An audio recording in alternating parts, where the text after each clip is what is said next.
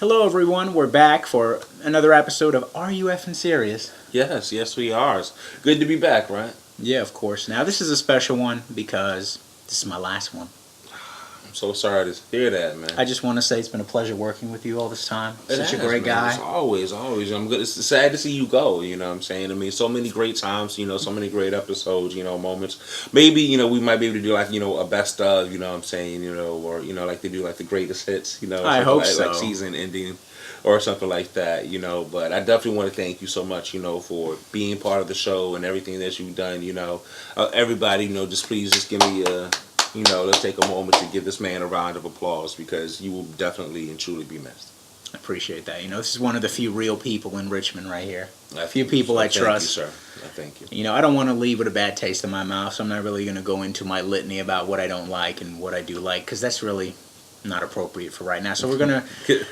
Are you effing serious? Exactly, but I would like to say that there's going to be a new co-host. His name is Trenton Pointer, and very soon, in a couple weeks, you'll see him. This is our season finale, so we're going to give those guys a little bit of time to get things rolling. Yeah. I wish them the best. Like I said, this man right here is a great guy. I wish him nothing but success. Thank you so much, man. I appreciate it. Trent's a really, really great guy. He's a really funny guy. I know he's going to bring, a lot of great creative energy to the show. So I'm definitely happy, that he's going to be, that I'm able to get somebody, that's going to be able to fill the large shoes that you're leaving here, man. Like, it's going to be hard. It's hard to replace you with 10 people, let alone one. And so, I know that, no matter where you go, we wish you much success, in everything that you do going forward. But I know whenever you turn on the computer and you see this, I want you to know that we thinking about you with every taping. Okay. Well, thank you so much. It really means a lot. Like I said, Trent's a very talented guy. I wish him the best. And stay tuned for my show in a couple months from South Florida. Here we go. We're doing my own show. Now, I'm wearing the shirt. I don't know if you can see this. It's 305. There we go. And that's the area code that you're probably going to see me in from time to time. The Miami area, South Florida. Going to be enjoying myself and obviously doing my own version of the news. Yeah. Every week. So I want to thank you. We're going to get started. Have some stuff coming down. Yeah, man. Gotta love it. Yeah, so all right, yeah. We'll get started. So some sports news. Allen Iverson. AI.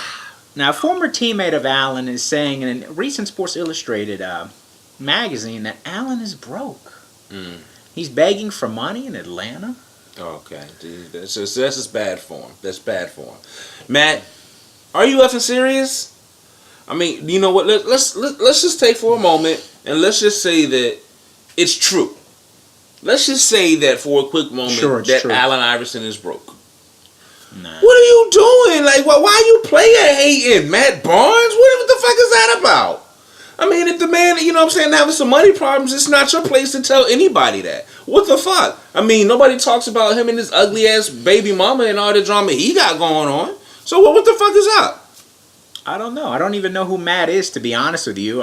No disrespect to the man, but he's not an elite NBA player. I only follow elite NBA players. I'm just being honest. I'm that kind of sports fan. If you're not a Michael Jordan level or Shaquille O'Neal level player, I would never know who the fuck you are. Yeah. I'm just being real. Now, as for AI being broke, he gets $1 million every year, and then on his 50th birthday, he has a $30 million payoff coming his way that he put away when he was a teenager. Motherfucker's not broke. No, not at all. He's definitely, set, and well taken care of. Big shout out to a, Virginia representative, Bubba Chuck. We love him in Virginia here. But I mean, he's always been, like you said, an elite basketball player, an explosive player. And so the thing is, I'm sure Iverson could actually, if he were broke, Iverson could probably get into the league now and still be better than a lot of, new cats that are coming right out of college. Very true. So, I mean, we don't even worry about that. That criticism about him in the strip clubs. Now, Barnes said he used to throw 30, 40 grand at the strip club. I mean, if that's true, it is. Yeah, I mean, but at the same time, it's like, I don't know, bro. But then again, like you said, that's probably only the time that, they may have been teammates. He may have seen it a couple of times, but who's to say that he does that all the time and every day? And then on the other side of it is, when you have that much residual income, you do tend to spend it like that. I hate to say it. I think Matt's just hating because he's not able to go spend 30, 40 grand at the strip club like AI. And he's not able to get the shoe endorsements and everything else like AI. I think it's just a case of Matt Barnes throwing shade because he's not AI. Is it haterade? It is haterade. You drinking that pure haterade, He brother? is swimming in the haterade. All right, so we're going to move on to LeBron James. LeBron James Mania. The LeBron James Honda Civic and the LeBron James Sprite. Are you coming to you serious? very soon. See, now here's the thing. The Sprite, I can understand. The Sprite has always been, in the NBA. Like, remember the Kobe commercial? I mean, like, they've always been with the NBA. So that's their thing. I'm not surprised about that. Now, the Honda Civic, I am surprised about that. Wow. You touched the nerve. It is, as a Honda lover, I drive not a Civic, I drive an Accord. But as a Honda lover, number one, I'm pretty sure LeBron James can't even fit into a Honda Civic. So, I mean, why would you design a Honda Civic after him? Or is it that you're going to make an adult-size Honda Civic? The problem with the Honda Civic is now I'm 5'10", and sometimes I bang my head on a Honda Civic. I'm being real. My brother's 6'1", and he smacks his head on that shit. Yes, so a motherfucker that's 6'7". Yeah, so he can't even. No, I mean, like I said, I hit my head in the roof. So again, if you're gonna make a larger model, you know what I'm saying, then okay, I'm down for that because that's the reason I drive Accord, because I can't drive such a small car. But if you're gonna make, a larger car, you're gonna make it more maybe like a baby brother to the Accord. Sure. Okay, I might be able to get behind that. But as a whole, LeBron James is a basketball player. Great player. He is not an engineer. He is not a driver. He's not a mechanic.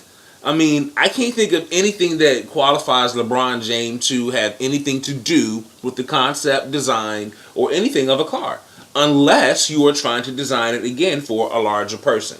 And if you're going to design it for a larger person, Honda, why wouldn't you do it to an Accord? Or do it to one of your trucks? The Ridgeline, or, even or your minivans, Odyssey, Passport. See. You have all these different options to choose from, but you picked a little piece of shit Civic? I'm just saying. What I would do what they did with Shaq with the Buick, because Buick is huge. You saw the commercial with Shaq, and then he said he's 7 foot and he could fit comfortably. Yeah. Go with a Buick or something, Cadillac. No, a guy that's close to 7 feet tall is going to be in a Honda Civic, hunched over like this.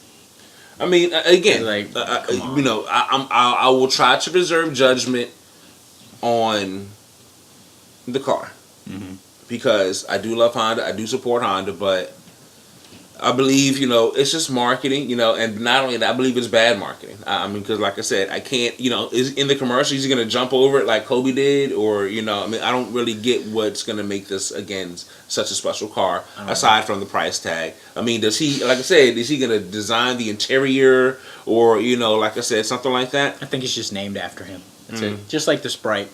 Are you effing serious? Yeah.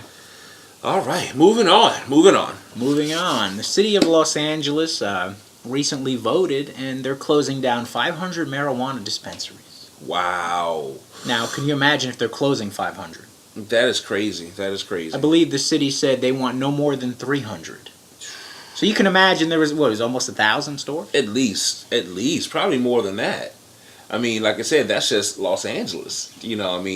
Los Angeles is, I used to live in Culver City, and then my agent lived in Hermosa Beach. Right. And he lived right up the street from one. Matter of fact, there was a Mercedes-Benz repair shop, and then there was a marijuana dispensary. Right. And I was like, is that how they live out there?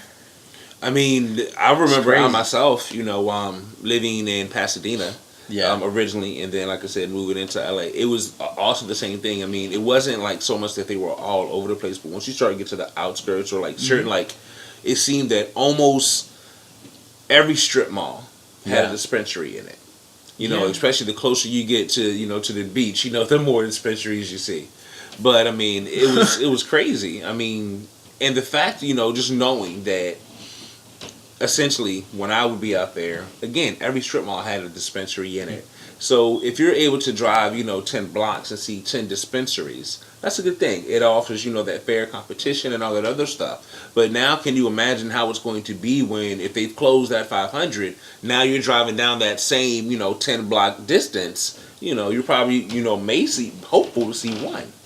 So I mean, I'm thinking that a lot of people are going to be upset that they're closing them. You know what I'm saying? I mean, my question is, do you think this is in response to what's going on with Colorado? It is and it isn't, because in California you need documentation from a doctor to smoke marijuana. Colorado, anyone, as long as you're over 18, can buy. A completely different scenario. You don't need a medical marijuana card in Colorado. Well, I mean, I understand, but do you think that maybe it's because of the backlash that Colorado is getting, that California may be saying, hey, you know what? We don't want to be looked at or classified as, the same as them, so let's go ahead and just try to put a tighter control on it? Possibly, but the way, I mean, if you've been to Southern California, and I know you have, most people are very, they're whatever about marijuana. Laid back, yeah. People smoke weed around the police, and the police don't arrest them. Yeah, because you have your card. They don't. I mean, like you said, to be honest, I do have to ask the state, I mean, are you effing serious? This is a lot of money that you're basically throwing away. True. This is money that you're getting for the rent on those buildings. This is taxes that you're getting on that business, actually running and operating. I mean, not only that, there's this public service that these locations are offering. I mean, there's a lot that's going to be, lost here. I'm very sorry to, to even hear that. I mean, so again, are you effing serious? Definitely. It's like, it's a loss of revenue. Are you going to have to put in a drive to get to one now? Sure. Yeah. And now you have to make sure that, your documentation is all official, because if you got to drive 30 and 45 minutes, you want to make sure that you're good, because the last thing you want is to get caught in the wrong place at the wrong time, without, again, your proper identification. For our non-California viewers, just to let you know, going 5 to 6 miles in the LA freeway is something that could take you 20 to 30 minutes. Yeah, it's terrible. Realistically, just to let you know, in case you're thinking about moving to Los Angeles, realize the traffic. It's terrible. 110, one of the most dangerous freeways in the world. 405. It's crazy. Understand, you need to be at work at 9 o'clock. You might have to leave your house at 7 o'clock. Probably 6:30. But moving on. Moving on. We're going to move on to some Hollywood news. Okay. Mike and Molly star Melissa McCarthy. Cousin to Jenny. Yes, cousin to Playboy Playmate Jenny. Jenny McCarthy. Anyway, yes. Melissa's being told by CBS maybe she needs to put the weight back on. Recently, the last season hasn't been that ratings driven. Okay. And they're saying, you were funnier when you were heavier. See, the thing is, I mean, I think that there's maybe some aspect in regards to physical comedy, but the thing is, I don't see her doing that much physical comedy. She's not really on the show. No. I think movies. Yeah, and I think the other side of it is that I think that they want to see them as America's happy fat couple. And the thing is, if she starts losing weight and starts slimming down, then people are gonna want him to do the same. Or the way that we live in our world, it's that matter of, well, she's improving, so she needs to go ahead and get her better man because he's not trying to improve too. And then the other side that I look at it too is as far as they're saying that it's ratings driven and so on and so forth. Not ratings driven. Well, the other side of it is I'm looking at the writing. I mean, what exactly is this show about? I mean, I've only watched probably parts of episodes. It's about a Chicago cop that marries a school teacher, and they don't really have a lot of money, so they got to move into her parents' home. And they're quirky. The mother-in-laws don't really get along, and the daughter-in-law doesn't get along with Mike's mom, and Mike's mom's a little quirky. And there's the cop's best friend is the kind of weird black guy, and there's all kinds of dynamics. Right. So I mean, when we look at it, in that aspect there, I mean, there's not really an aspect that calls for her weight to come into play. And so then it's the matter of, we look at it on the other side. Is it that she just is not that funny? And that by doing the physical comedy is what garnered and drew the attention? Because when I first was introduced to her, I was telling everybody that's, she's a female Chris Farley. And then on the Saturday Night Live special, when she came out and she did the Chris Farley sketch, it basically, at least in my opinion, kind of cemented it that, she's a physical comedian. She's not really, a zing type comedian, Nah. So I don't want to blame the weight for it. You know what I'm saying? I think it's, really that she's just not that funny. She's a Chicago style comic. She's one of those women comics with, that just her faces, her posturing is more funny than, the punchlines. Yeah. And that's fine, but do I think she should put the weight back on? No. I don't think it's good for her health. I mean, and that's the other thing. So. Like you made a good point earlier when you mentioned Will Sasso. I mean, Will Sasso. Mad TV. Losing the weight, and then like I said, being told that he would need to put it back on. Again, when you're looking at trying to stay alive, be healthy, but then also, well, do I want to work? Which one are you going to do? Thing is, Hollywood typecast people. Once you're the fat guy, it's very, very difficult to not be the fat guy. You have to turn into you have to go from being the fat guy to all of a sudden, wow, he's really, really sexy. Like you have to exactly. work out, get ripped, get buff. You got to be Jerry O'Connell. Jerry O'Connell went from the fat guy in Stand By Me into the male model looking motherfucker in the 90s and early 2000s. Yeah. With that brief sliders transition there. But that was you though. You were a fat guy. You became male model. Yeah, it can be done, as you can see, and it can be done. It's a taxing process. But it's like you said. Also, the thing is, I was the fat guy in high school, and so let's to clarify, I was the fat guy before I started modeling. I slimmed down, got more attractive, and then started modeling. But it was the matter of I think if I would have entered into the industry as that fat guy, that I don't think I would have been able to separate from it. Like I would have tried to be healthier, but I think that there would have always been those people that would have been wanting that one. Like Luther Vandross, no matter how you look at it, black people look at Luther as Big Luther and Skinny Luther. Absolutely, I've even heard that. Painting with Patti LaBelle, Oprah Winfrey, and so the thing is, people have a version of you that they like. People always tell me, Little Luther's not as good as Big Luther, right? And it's crazy. I don't know why. I mean, he had more hits when he was bigger. Let's just be honest. But that doesn't mean that he might have slowed down when he got skinnier. I mean, musically, not in his. I mean, I don't want to harp on this. I think we're just going to move on to. Okay. Well, I'm going to say, Melissa, don't put the weight back on unless you feel that you can do it in a healthful manner, because we don't want obesity in our country to keep killing as many people as it does. No. Heart disease, high blood pressure. So again, it is better to be healthy than to make money, and I think that should be the stance that she should take, because if you're going to put my health. So above, my well-being, you're going to put, your ratings above my, well-being. Maybe that's not a company that you want to work for. I mean, the Mike guy, he was hosting some Monopoly type show. So, with these movies, maybe it's time for her, maybe to go ahead and push a little more and maybe do a little more, or maybe start looking for more. But like I say, you're a movie star, Melissa. You're in Ghostbusters 3. You're established now. Anybody who says different is crazy. Yeah, I mean, you don't have to be the fat person all the time. Moving on. So next story, Chuck E. Cheese's.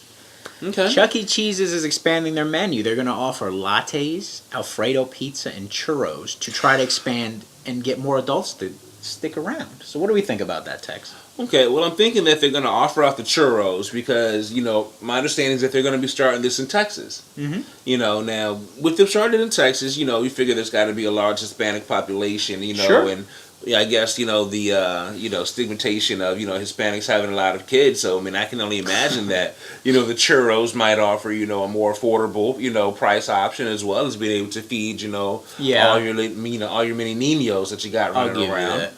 The Alfredo pizza, though, number one, that just sounds crazy, number one, because I can't think of anybody that goes to Chuck E. Cheese for the food. So to think that they're trying to increase their menu options, just seems like, really? Are you serious? I think they're a little desperate. And then the lattes. I mean, like, what the... I love a latte. But I guess that's the thing. Like, who's gonna drink the latte at Chuck E. Cheese? I mean, unless you're gonna bring in a Starbucks machine or some kind of Keurig system, nobody's gonna want to drink Chuck E. Cheese latte. Well, they said they're gonna have a coffee bar. Okay, they're gonna build a little section with a coffee bar. I'm just saying. I can't picture that shit. Nobody wants Chuck E. Cheese latte. I mean, can you imagine you're walking down the street drinking a latte that has a little cartoon mouse on the cup?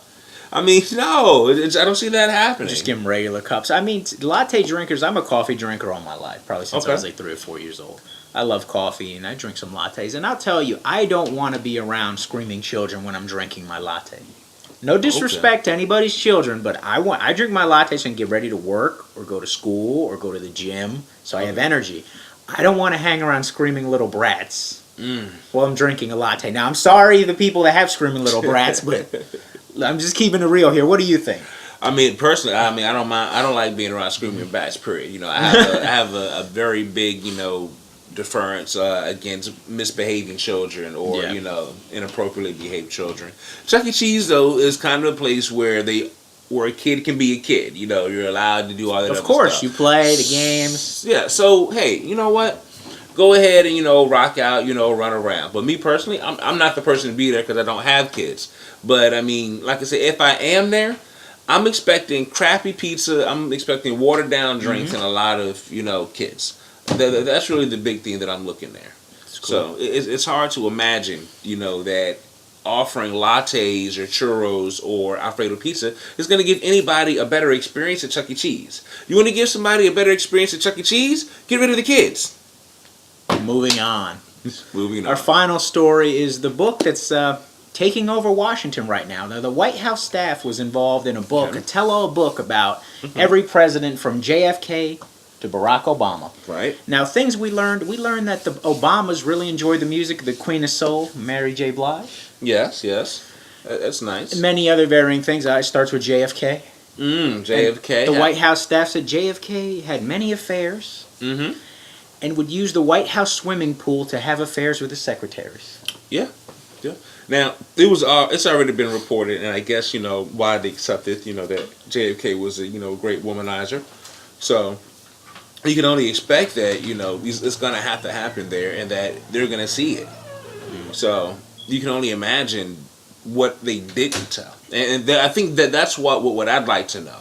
They talked to all these different people. I believe it was the author, Kate Brower, actually spoke to over 100 different staff members. So, I mean, like you said, and this is, a long period of time. Like, people don't, get a job at the White House, work there for, 2-3 years, and, go somewhere else like McDonald's. Like, you get a job at the White House. That's pension, that's benefits. The people stay there. So, it's so a lot of these people, again, have been there for, for a few different presidents because they only get there 4 years. And so essentially, if you're working somewhere 20 years, essentially you've been there to see 5 presidents. You get lucky and get the job, when you're say 20 years old or 21 or even 25, and you end up just say you work till you're 65. 40 years. A lot of presidents come and go. 10 presidents. I mean, so it's a lot. Like with the movie The Help, with Forrest Whitaker, basically showing his experience. Like he was in the White House for such a long time. So you can imagine the things that they saw. And like I said, I want to know what they didn't tell. Because JFK being a womanizer. They told a lot, though. They said his wife caught him in the pool with his secretary. Well, they said the Marilyn Monroe thing is confirmed by numerous sources. Well, Jack, Yeah, but the thing is, she was raised and bred to accept that. I mean, she knew and accepted her position. She was a Southern belle. I mean, that's what they did. They got married into power and accepted all their husbands' dalliances. I mean, that's what it was. As long as you took care of the home and the hearth, you could do whatever. I mean, that's really what it was.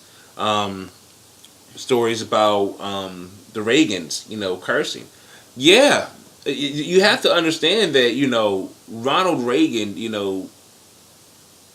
Princeton. It's a legendary conservative. I mean, Princeton, Screen Actors Guild. Spokesman for Marlboro. I mean, come on now. You have to understand, that's Johnny America. And if anybody's going to drop an F-bomb, it's going to be Johnny America. If anybody's going to drop the N-bomb, it's going to be Johnny America. I mean, you have to imagine that they might not do a lot, but they are very, very outspoken people. And definitely very aggressive people. So I don't think that's a surprise. Some of these things, don't seem to be so surprising. The biggest claims is the Clintons. Okay. The Clintons and the claim that the Monica Lewinsky affair lasted for 3 years. Okay. And the press reported on it much, much later than when it happened. Hillary Clinton knew about it. Mm-hmm. And Hillary Clinton really didn't do anything because she wanted to be president. Hence what we saw just a day ago. And I told everyone when it originally happened that's number one, that it's been going on.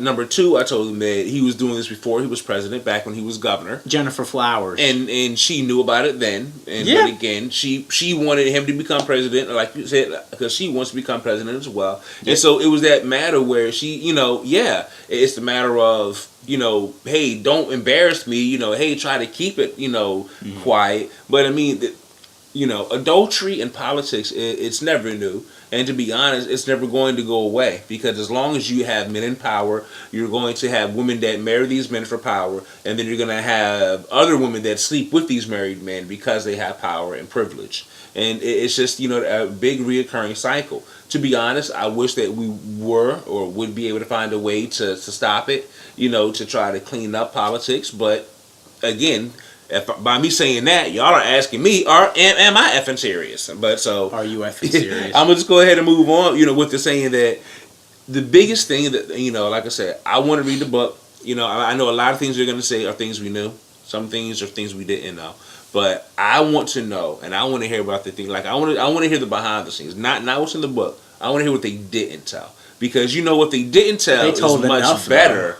But that's what I'm saying, is what they didn't tell is always much better than what they did. My favorite one is that the White House staff found many a time bloody sheets when Monica and Bill were having sex. That was one of my favorites. I can only imagine what that's about. But I mean, hey. They put it in the book. Hey, so again, the book is called The Residents. It is by Kate Brower. Again, if you definitely like that type of stuff, please go out to your local bookstore. Go ahead and pick that up. I don't want to endorse any particular bookstore because you're not paying me, but you can probably also get it online somewhere. Google it. Again, it's The Residents by Kate Brower. We do want to thank you again so much for tuning in to this episode. Again, JC, man, it seems like it's so fast. Time just goes by so fast, man. We started the show right before Christmas. Man, and it's just, and now here we are wrapping it up. Time flies. Yeah, especially when you're having fun. I want to thank everybody for watching. I thank you for the support. And like I said, this gentleman's going to continue the show. I hope that you follow him like you followed me. And please do follow me to Florida. Yeah. That's all I got to say. Thank you, and God bless.